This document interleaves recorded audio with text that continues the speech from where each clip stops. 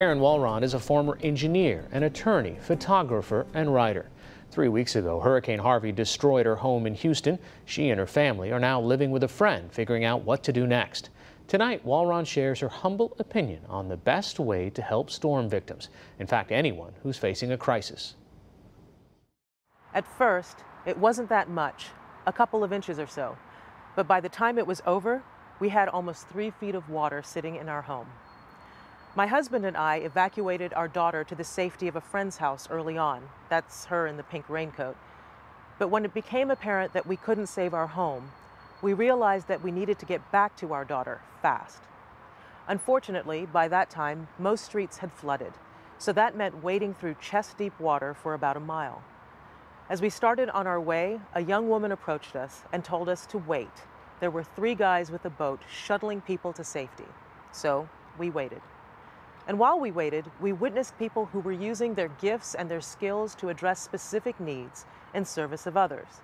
That young girl, she lived in a 2nd-story apartment nearby, and after watching cars continuing to drive into the dangerous floodwaters, she put on a raincoat, walked out into the storm, and for 2 days waved cars away from the deep water.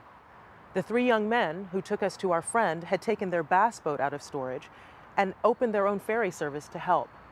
And a restaurant owner who showed up to check on his cafe, instead of returning to the security of his home, opened his restaurant to the volunteers, giving them free coffee and water and a place to warm up.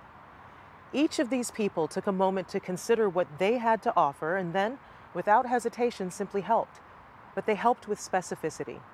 It's human nature to ask, how can I help when someone is in a difficult situation?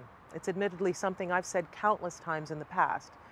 But the truth is that when people offered, I was in crisis and couldn't even begin to think about what I might need, far less consider what they might have to give. More powerful have been the offers from people who have been specific, like the friend with impeccable organizational skills, who offered to be a single point of contact between us and friends who wanted to donate clothing and tools to help deal with the damage to our house. Or chef friends who have offered us hot meals at the end of long days of mucking out our house. They've taught me that specific is more meaningful than general, every time. People face crises all the time. Heartbreak, grief, and loss, these are facts of life. So I challenge us all, when we're struck by the need to help a friend going through a difficult time, that instead of asking, how can I help?